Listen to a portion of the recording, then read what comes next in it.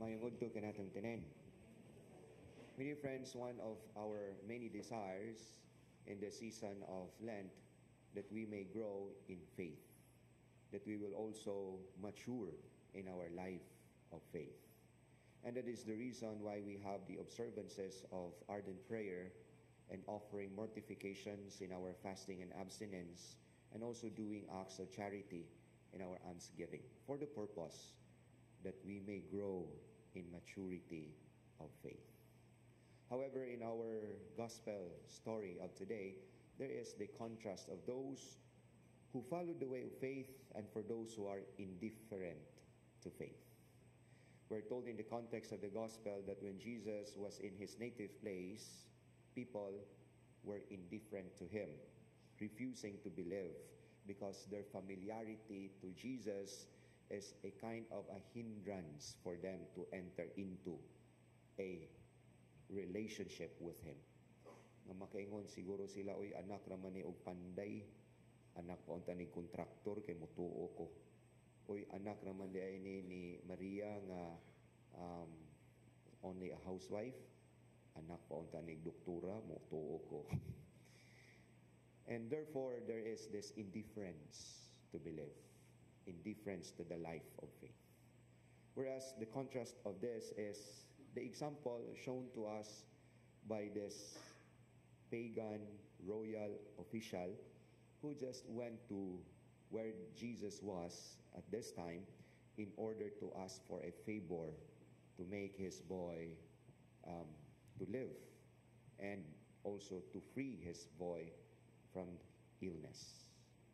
And here comes a statement of the Lord that actually contextualizes the kind of attitude during this time and perhaps during our time as well.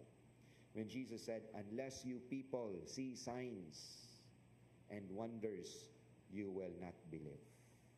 And somehow this is our kind of logic. Before we enter into a life of faith, we must be sure. We must see evidences. We must see signs para nato mas may maning maniguro ta than to be sorry. Para nato, before we enter into a kind of faith and belief, there should always be the kind of reasoning that would satiate our own logical mind, that something beyond already any doubt that before we come into faith. But if we try to see this is actually something that's contrary to the very nature of faith. That is the reason why we believe, because our human mind cannot totally comprehend. It doesn't mean that if we cannot understand, then this is something that we should not believe. But the contrary is true. When our human reason stops, it is where faith begins. Because faith aids human reason. Faith complements our human reason. They are not contradictory, nor a contrary to each other, nor enemies to each other, but they complement. Ug mao ni ang gibuhat, o mao ni ang hitabo sa atong ebanghelyo, that Jesus just said the words of healing to this royal official. Just go home and your boy will live. Without doing anything, just saying the words in order for them to truly trust on the words of Jesus, to truly believe. And even by telling us that by believing we are healed.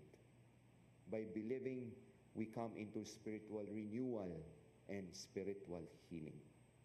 It's not only that the royal official believed on the Lord, but something greater happened to him.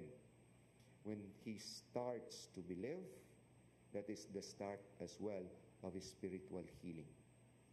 When he starts to trust the Lord, that is the beginning of dispelling the darkness that lingers in our hearts, that would prove to be an impediment of our relationship, personal relationship with the Lord. But when we believe, there is a light that dispels this darkness. And when we believe, light offers us healing. And that is why, my dear brothers and sisters, in the season of Lent, we continue to cling on our faith. We continue to trust the Lord, not only for favors, but as well as for spiritual renewal and spiritual healing. Amen.